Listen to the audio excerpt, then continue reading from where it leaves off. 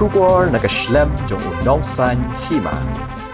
Usembut Menteri Rangba ke Jylla ubadi pet Ïaka tanat kampo yang uba Prestone Tynsong habakran bat kinong thok khubor ulai thu baka sarkar ka khmi Lynti ban peniso Ïaka Jylla Meghalaya lingba ka Lynti rel shosho ula benrap ba kane kamdei na ka benta ka jingmentoi shimet jong ka sarkar henrei kandei ka jingmentoi yakipat ba ka Jylla Badha kabaya dei bat kani Menteri Rangba ka Jylla ukon rat ke sangma dang hakini ki khendiat sngi ula lumya ka komiti Haka bagi sengsan perthai baro kin sa syong perkhat badhadien kani ka jingelang kaban sakhat ban pelong da Menteri Rangba ka Jylla ban syong rai kumnu ban ya chekmat uba Prestone ulapen pauru bana kalyang jong u shimet usngo baka Jylla ka Donkam ya ka Lynti rel badhabamut ban ong Donkam ya ka Lynti rel kamut Donkam ban la ban kit ya baro hapo ka rel henrei omtang ban suong tang bangi Donkam henrei ka haban urlong Government of India is still very keen to connect Meghalaya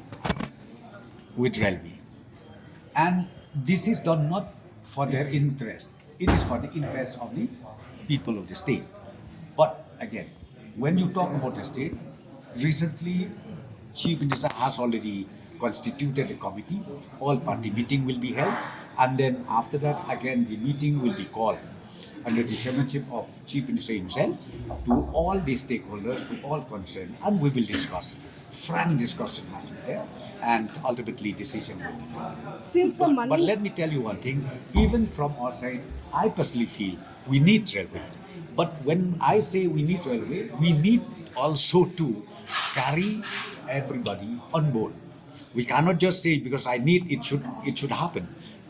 Therefore, on the basis of these issues where we still have, so we discussed and we decided from the government side that the all party meeting has to be there, and also meeting with all the concerned stakeholders will be called by the chief minister.